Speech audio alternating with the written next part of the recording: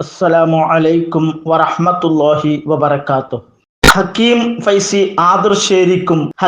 ഫൈസി ആദർശേരിയുടെ ഒപ്പം കൂടി സമസ്തയെ പിളർക്കാൻ വേണ്ടി ഒത്താശ ചെയ്തു കൊടുക്കുന്ന കുരുവട്ടൂരി കള്ളത്തൊരീഖത്തുകാർക്കും കനത്ത തിരിച്ചടി നൽകി ബഹുമാനപ്പെട്ട ജിഫ്രി മുത്തുക്കോയത്തങ്ങൾ.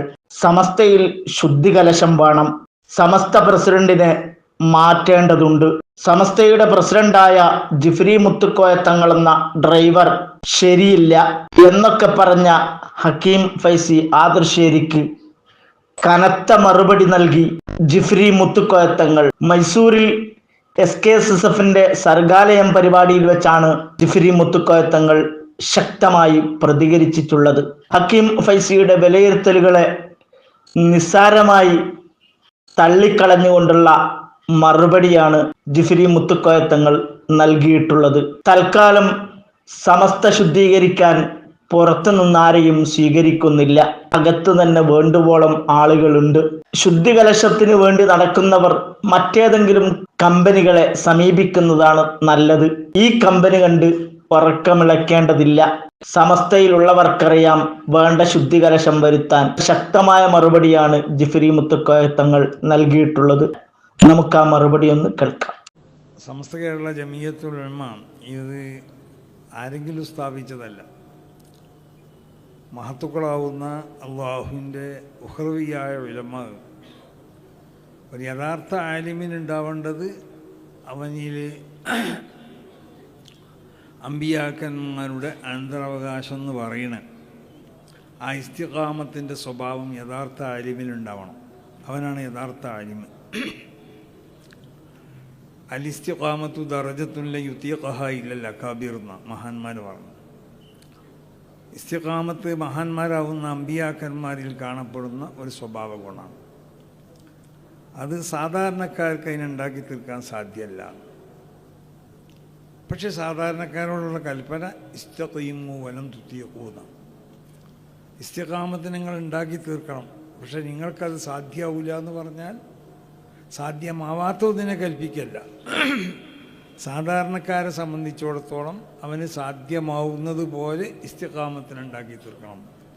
അതായത് മഹാന്മാരാവുന്ന അമ്പിയാക്കന്മാരിൽ കാണപ്പെടുന്ന ആ വിശുദ്ധമാവുന്ന സ്വഭാവ ഗുണങ്ങൾ, അത് അമ്പിയാക്കന്മാരെ സംബന്ധിച്ചിടത്തോളം അത് നിർബന്ധമായിരിക്കും. അൽ അംബിയാഉ മഅ്സൂമൂന അൻ കുല്ലി ഫിഇലിൻ വഖൗലിൻ വഹർകത്തിൻ ഔ സുകൂനിൻ അല്ലതി തുഖാലിഫു മഖാമഹുമുൽ അഅല.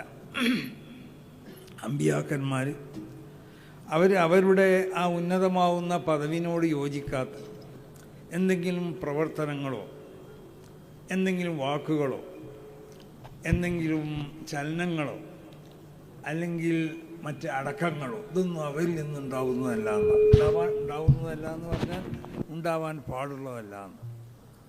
ആ നിലക്ക് അള്ളാഹു സുബ്ഹാനഹു വ തആല അള്ളാഹുവിൻ്റെ അമ്പിയാക്കന്മാരെ അള്ളാഹു വിശുദ്ധരാക്കി. അതുകൊണ്ടാണ് നുബുവത്ത് നമുക്ക് അധ്വാനിച്ച് സമ്പാദിക്കാൻ പറ്റുന്ന ഒന്നല്ല. നമ്മൾ തപസ്സിരുന്നാൽ നബിയാവൂല, ഒരു നബിൻ്റെ ഒപ്പം കൂടിയാൽ നബിയാവൂല, ഒരു നബിൻ്റെ മകനായി ജനിച്ചുകൊണ്ട് നബിയാവൂല. യൂസുഫ് നബി അലൈഹി സ്വലാത്തു വസ്സലാം ഇബ്രാഹിം നബി അലൈഹി സ്വലാത്തു വസ്സലാമിൻ്റെ മകൻ അല്ല, യാക്കൂബ് നബി അലൈഹി സ്വലാത്തു വസ്സലാമിൻ്റെ മകനായതുകൊണ്ടല്ല അദ്ദേഹം നബിയായത്. യാക്കൂബ് നബി അലൈഹി സ്വലാത്തു വസ്സലാം ഇസ്ഹാഖ് നബിൻ്റെ മകനായതുകൊണ്ടല്ല. അപ്പോൾ അമ്പിയാക്കന്മാർ അത് അള്ളാഹു സുബ്ഹാനഹു വ തആല പ്രത്യേകമായി ഇസ്തിഫാ അള്ളാഹു തിരഞ്ഞെടുത്ത ഒരു വിഭാഗക്കാരാണ്. അവരെ വാപ്പന്മാരാരാവണം, അവരെ ഉമ്മമാരാരാവണം, അവർ മഅ്സൂമൂന എല്ലാവിധ ദോഷങ്ങളെ തൊട്ടും അവർ പാപ സുരക്ഷിതരായിരിക്കും. അവരിൽ നിന്ന് ഒരു മറന്നുപോലും ഒലവ് സഹുവൻ മറന്നുകൊണ്ടാണെങ്കിലും ഒലവ് സഹീറത്തൻ അതൊരു ചെറുദോഷാണെങ്കിലും അത് ഖബ്ല നുബുവത്തിൻ്റെ മുമ്പ് വരെ ഉണ്ടാവാൻ പാടില്ല എന്നുള്ളതാണ് അല്ല സഹീ പ്രബലമായ അഭിപ്രായം. അങ്ങനെ അതാണ് അമ്പിയാക്കന്മാർ. അവ അമ്പിയാക്കന്മാരിൽ കാണപ്പെടുന്ന സ്വഭാവ ഗുണങ്ങളാണ് ഇസ്തിഖാമത്ത് എന്നുള്ളത്. ആ ഇസ്തിഖാമത്ത് അമ്പിയാക്കന്മാരിൽ നിന്നും ആ ഇസ്തിഖാമത്തിനെ സമ്പാദിച്ചവരാണ് യഥാർത്ഥത്തിൽ അള്ളാഹുവിൻ്റെ. അപ്പോൾ അമ്പിയാക്കന്മാർ അവരുടെ അമ്പിയാക്കന്മാരുടെ അനന്തരാവകാശികളാണ് പണ്ഡിതൻ. ഞാൻ സമസ്ത കേരള ജമിയത്തുൽ ഉലമയെ ആരാണ് സ്ഥാപിച്ചത് എന്നുള്ളതാണ് പറയുന്നത്. അമ്പിയാക്കന്മാരുടെ അനന്തരാവകാശികളാണ് പണ്ഡിതന്മാർ. ഒരു അനന്തരം ഒരു അനന്തരം ലഭിക്കപ്പെടണമെങ്കിൽ പല കാരണങ്ങളുണ്ട്. അതിൽപ്പെട്ട ഒന്നാണ് ഖറാബത്ത്. ഒന്നൂക്കിൽ ഒരാളെ മകനാവുക, അല്ലെങ്കിൽ അയാളെ വാപ്പയാവുക. കുടുംബ ബന്ധത്തിൽ കൂടി നമുക്ക് അനന്തരം ലഭിക്കപ്പെടും. അപ്പം അങ്ങനെ അനന്തരം ലഭിക്കപ്പെടാൻ പല കാരണങ്ങളുണ്ട്. ഈ കാരണങ്ങളുണ്ടായാലേ ആ മുവരിസ് ആരിൽ നിന്നാണോ അനന്തരം ലഭിക്കപ്പെടുന്നത് ആ മുവരിസിലേക്ക് അനന്തരം ലഭിക്കപ്പെടേണ്ടതായ കാരണം ഈ വാരിസിലുണ്ടാവണം. അപ്പോൾ അമ്പിയാക്കന്മാരുടെ അനന്തരാവകാശികളാണെന്ന് പറയുമ്പോൾ അമ്പിയാക്കന്മാരിൽ നിന്ന് അനന്തരം സ്വീകരിക്കപ്പെടാൻ പറ്റിയ ഗുണം ഈ ഉലമായിലുണ്ടാവണം. അമ്പിയാക്കന്മാരിവിടെ അവർ സ്വർണത്തിനെയോ അല്ലെങ്കിൽ മറ്റുള്ളതായ ഭൂമിനെയോ അല്ലെങ്കിൽ മറ്റ് സ്വത്തുകളൊന്നുമല്ല അവരിവിടെ അനന്തരമായി കൊണ്ടിട്ട് അവർ ഇട്ടേച്ച് പോയിട്ടുള്ളത്. അവരിവിടെ ഇട്ടേച്ച് പോയത് വിശുദ്ധമായ ഇൽമാണ്. ഈ ഇൽമ് അമ്പിയാക്കന്മാരുടെ അനന്തരാവകാശികളായിക്കൊണ്ട് നമുക്ക് ലഭിക്കപ്പെടണമെങ്കിൽ എന്ത് വേണം? അമ്പിയാക്കന്മാരുമായിട്ടുള്ള ബന്ധം ഉണ്ടാവണം. അതാണ് ഏത് നുബുവത്തിനെ നമ്മൾ പരിശോധിച്ച് നോക്കിയാലും നുബുവത്തിൻ്റെ ബാത്തിന് അത് വിലായത്താളുന്ന. അമ്പിയാക്കന്മാരെ പരിശോധിച്ച് നോക്കിയാൽ അവരുടെ ബാത്തിന് അത് വിലായത്താണ്. അപ്പം അമ്പിയാക്കന്മാരിൽ നിന്ന് നുബുവത്തിനെ സമ്പാദിക്കാൻ നമുക്ക് ആർക്കും സാധിക്കില്ല. അമ്പിയാക്കന്മാരിൽ നിന്നും വിലായത്തിനെ നമ്മൾ കൈവശപ്പെടുത്തണം. വിലായത്ത് എന്ന് പറഞ്ഞാൽ എന്താ? അല്ലാഹു സുബ്ഹാനഹു വ തആലാന്റെ വിശുദ്ധമാവുന്നതായ ആ ശരീഅത്ത്, ആ ശരീഅത്തിലുള്ള എല്ലാ വാജിബാത്തുകൾ, സുന്നത്തായി കൽപ്പിക്കപ്പെട്ട സംഗതികൾ, ശറിയാവുന്ന ആദാബുകൾ, ഇതൊക്കെ നമ്മൾ ചെയ്യുന്നതിനോട് കൂടെ അതിൻ്റെ ഹറാമുകളെ തൊട്ടും കറാഹത്തുകളെ തൊട്ടും ഖിലാഫുകളെ തൊട്ടൊക്കെ വൈജിക്കുക. ഈ നിലക്ക് ശരീഅത്തിൻ്റെ ശരിയായ റൂട്ടിൽ ജീവിക്കലാണ്. അതാണ് വിലായത്ത് എന്ന് പറഞ്ഞാൽ. അതുകൊണ്ടല്ലേ ഷെയ്ഖു തായിഫത്ത് ജുനൈദുൽ ബഗ്ദാദി തങ്ങൾ മൂപ്പര കാലഘട്ടത്തിൽ ഒരു വലിയനെ കാണാൻ വേണ്ടി, വലിയാണെന്ന് പറയപ്പെടുന്ന ഒരാളെ കാണാൻ ചെന്നു. ഇയാൾ ഇങ്ങനെ കിടന്നിട്ട് ഖിബിലിൻ്റെ ഭാഗത്തേക്ക് തുപ്പുകയാണ്. അപ്പം മൂപ്പർ സലാം ചെല്ലാതെ പോകുന്നു എന്നാണ് ജുനൈദുൽ ബഗ്ദാദി തങ്ങൾ. അപ്പോൾ ജുനൈദുൽ ബഗ്ദാദി തങ്ങൾ ശിഷ്യന്മാർ ചോദിച്ചു, നിങ്ങളെന്തേ സലാം ചെല്ലാതെ പോകുന്നു ഇത്ര വലിയ മഹാനെ കണ്ടിട്ട്? അപ്പോൾ ജുനൈദുൽ ബഗ്ദാദി തങ്ങൾ പറഞ്ഞത് എന്താ?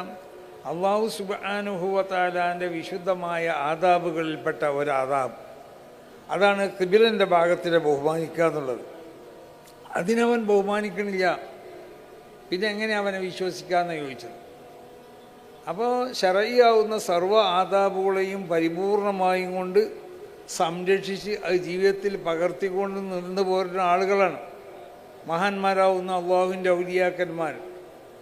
അതാണ് വിലായത്തിൻ്റെ സ്വഭാവം ആരിലുണ്ടാവണം? പണ്ഡിതന്മാരിലുണ്ടാവും, അമ്പിയാക്കന്മാരിൽ നിന്നും. അതുകൊണ്ടാണ് ഇമാം ഷാഫിഈ തങ്ങൾ തന്നെ പറഞ്ഞത്, ലൗലിയക്കുരിൽ ഉലമാഉ ഔലിയാഇല്ലാ ഫലൈസലില്ലാഹി വലിയ. ആലിമീങ്ങൾ അള്ളാഹുവിൻ്റെ ഔലിയാക്കന്മാരല്ലെങ്കിൽ അള്ളാഹു എനിക്ക് വലിയില്ല എന്ന് പറഞ്ഞാൽ ഈ കാണുന്ന നമ്മളൊക്കെ അള്ളാഹുവിൻ്റെ ഔലിയാക്കന്മാരാണെന്നല്ല. യഥാർത്ഥ ഒരു ആലിമിനുണ്ടാവേണ്ടത് വിലായത്തിൻ്റെ സ്വഭാവമാണ്. ഈ സ്വഭാവമുള്ളവരായിരുന്നു സമസ്ത കേരള ജമിയത്തുൽ ഉലമ എന്ന ഈ മഹത്താവുന്ന പ്രസ്ഥാനത്തിന് ഇവിടെ സ്ഥാപിച്ചവർ. അപ്പം അത്ര വിശുദ്ധന്മാർ സ്ഥാപിച്ച ഈ സംഘടനനെ അതിനെ അവർ തന്നെ ഇപ്പോൾ പല ശുദ്ധീകരിക്കാനുള്ള പല കമ്പനികളും ഇറങ്ങിയിരിക്കണമെന്ന് പറഞ്ഞു. അപ്പോൾ നമുക്ക് പല കമ്പനിൻ്റെയും പരസ്യം കണ്ടില്ലേ, ഇപ്പോൾ സമസ്തയിൽ ശുദ്ധീകരണം നടത്തണം എന്നാണ് പറയുന്നത്. അതായത് ഞങ്ങൾ വന്ന് ശുദ്ധീകരണം നടത്തി തരാം, ഞങ്ങളെ കമ്പനിക്ക് അതിൻ്റെ പിന്നെ കോണ്ടാക്ട് തന്നാളിയെന്നോ അല്ലെങ്കിൽ ഞങ്ങളേറ്റ് ഒരു എഗ്രിമെൻ്റ് ഉണ്ടാക്കി കളി. എന്നിട്ട് അപ്പോൾ നമുക്കിപ്പോൾ ശുദ്ധീകരണത്തിന് ആളാവശ്യമില്ല, കാരണം ശുദ്ധീകരിക്കേണ്ട ആവശ്യമില്ലാത്തതുകൊണ്ട് പിന്നെ തൂപ്പുകാർ, മറ്റ് ശുദ്ധീകരിക്കാനുള്ള പ്രവർത്തകർ, പണിക്കാരൊക്കെ നമ്മൾ എടുത്തിട്ടുണ്ടല്ലോ. സമസ്തൻ്റെ ഓഫീസ് ശുദ്ധീകരിക്കാൻ അവിടെ പണിക്കാരുണ്ട്. അങ്ങനെ അതിൻ്റെ മറ്റുള്ള ഉപയോഗിക്കപ്പെടുന്ന സ്ഥലങ്ങളൊക്കെ ശുദ്ധീകരിക്കാൻ, കക്കൂസ് ക്ലീൻ ചെയ്യാൻ ആളുകളുണ്ട്, ഇതൊക്കെ ഉണ്ട്. അപ്പോൾ പുറത്തൊരു കമ്പനിക്ക് ഇപ്പോൾ കൊടുക്കേണ്ട ആവശ്യമില്ല. ഒരു കരാറ് വ്യവസ്ഥയിലായി ചെയ്യാൻ അപ്പോൾ ഉദ്ദേശിക്കണമില്ല. ഇപ്പം നമ്മൾ പണിക്കാരെ വെച്ചുകൊണ്ടിട്ട് ശുദ്ധീകരിച്ചു കൊണ്ടിരിക്കുകയാണ് എല്ലാ സ്ഥലങ്ങളും. അപ്പോൾ അങ്ങനെ സമസ്ത കേരള ജമിയത്തുൽ ഉലമയെ ശുദ്ധീകരിക്കാൻ വേണ്ടി ഇപ്പോൾ ശുദ്ധീകരിക്കേണ്ട ഒരു പണി അവിടെ ഇല്ലാത്തതുകൊണ്ടും ഒരു കോൺട്രാക്ടർ ഏതെങ്കിലും ഈ കോൺട്രാക്ടിങ് കമ്പനികൾക്ക് കൊടുക്കേണ്ട ഒരു ആവശ്യം ഇല്ലാത്തതുകൊണ്ടും അതിനെപ്പോൾ ശുദ്ധീകരിക്കാൻ വേണ്ടി ആരും അങ്ങനെ പരസ്യം കൊടുത്തതുകൊണ്ട് പറയാണ് ആ പരസ്യം ഞങ്ങളോട് പറയണ്ടെന്ന്. അല്ലെങ്കിൽ വേറെ കമ്പനികളൊക്കെ നോക്കി അവരേറ്റ് എഗ്രിമെൻറ്റ് ചെയ്തോളി, ഞങ്ങൾ സമസ്തരേറ്റ് അങ്ങനത്തെ ഒരു ശുദ്ധീകരണ പ്രക്രിയയ്ക്ക് വേണ്ടി എഗ്രിമെൻറ്റുമായി കൊണ്ട് ആരും വരണ്ട. അപ്പോൾ സമസ്തകളുടെ ജമിയത്തുൽ ഉലമ എന്ന ഈ മഹത്താവുന്ന പ്രസ്ഥാനം അതിനെ അള്ളാഹുവിൻ്റെ മഹത്തുക്കളാവുന്ന ഉലമാ ഇവിടെ സ്ഥാപിച്ചതാണ്. അത് ഈ പുതിയ കാലഘട്ടത്തിനോട് അനുയോജ്യമായ ഒരു പരിവർത്തനമൊന്നും അതിലേക്ക് ആവശ്യമില്ല. കാരണം ഇതൊക്കെ മഹാന്മാരിവിടെ പഴയ കാലത്ത് തന്നെ അള്ളാഹുവിൻ്റെ ഔലിയാവ് അവരിങ്ങനത്തെ എല്ലാ പരിവർത്തനങ്ങളും ഇപ്പോൾ പിന്നെ നമ്മൾ പറഞ്ഞിട്ടുണ്ടല്ലോ പുതിയ പുതിയ പല ടെക്നോളജി അങ്ങനെ നിർമ്മിത ബുദ്ധി വരെ ഇതൊക്കെ മഹാന്മാർ റസൂലുള്ളാഹി സ്വല്ലല്ലാഹു അലൈഹി വസല്ലമ തങ്ങൾക്ക് മരങ്ങൾ സലാം ചൊല്ലി, കല്ലുകൾ സലാം ചൊല്ലി എന്നൊക്കെ പറഞ്ഞാൽ അതിലേക്കൊക്കെ ഇതുപോലെ തന്നെ ഒരു യന്ത്ര മനുഷ്യൻ സംസാരിക്കണത് പോലെ അതിന് സംസാരിക്കാനുള്ള അതിലേക്ക് അതിൻ്റെ ഒരു മാറ്റർ ഇട്ട് കൊടുക്കുകയാണ് ചെയ്യണത്. അപ്പം ഇങ്ങോട്ട് സലാം ചെല്ലണം. ഇതൊക്കെ പഴയ കാലത്ത് ഉണ്ടായതല്ലേ. ആകാശത്ത് കൂടിയ പറക്കുക, ബഹിരാകാശത്ത് കൂടിയ സഞ്ചരിക്കുക. റസൂൽ സല്ലല്ലാഹു അലൈഹി വസല്ലമ തങ്ങൾ മിഅ്റാജിൻ്റെ ആ രാത്രിയിൽ സഞ്ചരിച്ചില്ലേ, പേടകങ്ങളൊന്നും ഇല്ലാതെ തന്നെ. അപ്പോൾ ലോകത്തുള്ള എല്ലാവരോടും സംസാരിക്കാൻ കഴിയുക, ലോകത്തുള്ള ശബ്ദങ്ങൾ കേൾക്കാൻ കഴിയുക. ഇതിനൊക്കെയുള്ള ടെക്നോളജി ആദം നബി അലൈഹി സ്വലാത്തു വസ്സലാമിനിക്ക് പഠിപ്പിച്ചു കൊടുത്തു. ആദം നബിൻ്റെ മക്കൾ അത് അള്ളാഹുവിൻ്റെ അമ്പിയാവ് ഔലിയാവ് അതിന് ഇലാഹിയാവുന്ന ടെക്നോളജി ഉപയോഗപ്പെടുത്തിക്കൊണ്ടിട്ട് അവർ ചെയ്തു. അവർക്ക് ഈ ലോകത്ത് എപ്പോൾ മഴ ഉണ്ടാവും റസൂലുള്ളാഹിക്ക് പ്രവചിക്കാൻ കഴിയൂലേ. എങ്ങനെ റസൂലുള്ള പറഞ്ഞു അതിൻ്റെതായ ഒരു പ്രത്യേക അതിനെ മനസ്സിലാക്കണ ഒരു കുവ അല്ലെങ്കിൽ അതിൻ്റെ ഒരു മാധ്യമം അമ്പിയാക്കന്മാരുടെ കൈവശമുണ്ട്. അതാണ് വിശുദ്ധമാവുന്ന ഈമാൻ. ആ ഈമാനെ പ്രകാശിപ്പിച്ചെടുക്കുമ്പോൾ ഉണ്ടായിത്തീരുന്ന ഒരവസ്ഥയാണ്. അപ്പോൾ റസൂലുള്ളാഹി സ്വല്ലല്ലാഹു അലൈഹി വസല്ലമ തങ്ങൾ തബൂക്ക് യുദ്ധത്തിലെന്ന് പറഞ്ഞു തഹുബ്ബുൽ ലൈലത റിഹുൻ ശദീദ, ഇന്ന് ശക്തമായ കാറ്റടിച്ച് വീശും. ആ കാറ്റിൻ്റെ ഡിഗ്രീനെ പറ്റിയല്ലേ നബി സല്ലല്ലാഹു അലൈഹി വസല്ലമ തങ്ങൾ ശക്തമായ കാറ്റ് എന്ന് പറഞ്ഞു. ഫലാ യഖൂബന്ന അഹദ്, ഒരാൾ എണീച്ച് പുറത്തു പോകണ്ട. വലിയ കുല്ലും ബഈറഹു, ഓരോരുത്തരും അവരെ ഒട്ടകത്തിനെ പിടിച്ച് കെട്ടിയിടട്ടെ എന്ന് പറഞ്ഞു. ഒരാൾക്ക് തോന്നി എന്താ പുറത്തു പോയി നോക്കിയാൽ എന്ന്. ഒരാൾ പുറത്തു പോയി അൽഖത്തുഹു റിഹു അലാ ജബലി തൊയ്യ് പർവ്വതത്തിൽ കാറ്റ് അദ്ദേഹത്തെ കൊണ്ടുകിട്ടൂല. റസൂല പ്രവചിച്ചതുപോലെ കാറ്റടിച്ചതല്ലേ.